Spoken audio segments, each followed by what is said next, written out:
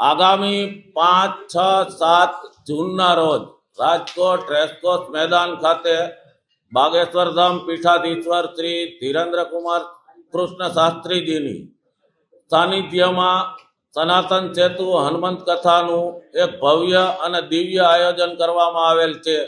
એમાં આપના માધ્યમથી સૌરાષ્ટ્રના સૌ સનાતન પ્રેમીઓને હું આહ્વાન કરું છું કે આ કથામાં સૌ મોટી સંખ્યામાં આવી લાભ લે અને ખૂબ સુંદર આયોજન કરવામાં આવેલું છે।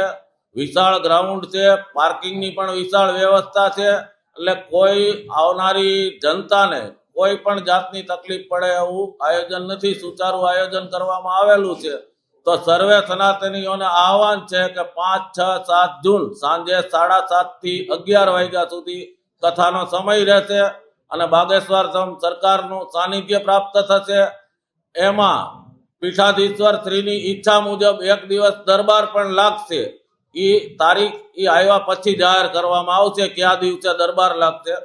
બાકી સનાતન સેતુ હનુમંત કથા 3 દિવસની રહેશે। આ કથાનું પૂર્ણ આયોજન બાગેશ્વર ધામ સરકારના કૃપાપાત્ર શિષ્ય શ્રી કિશોરભાઈ ખંભાઈતાના આર્થિક અનુદાનથી કરવામાં આવેલું છે। આ કથાના માટે સૌરાષ્ટ્ર સનાતન સમિતિના બેનર નીચે અહીંથી કોઈ પણ પ્રકારનું ફંડ ઉઘરાવવાનું નથી। જે કોઈને આસ્થા હોય, વિશ્વાસ હોય, ત્યાંના કામ થઈ રહ્યા છે બાગેશ્વર ધામના, એને અનુલક્ષીને કોઈને વિશ્વાસથી ફંડ આપવું હોય તો બાગેશ્વર ધામના ખાતામાં ડાયરેક્ટ ફંડ આપી શકશે। એમની માટે અહીંયા પણ એના કાઉન્ટર ફૂલ છે અને ઓનલાઈન પણ ફંડ આપી શકે છે।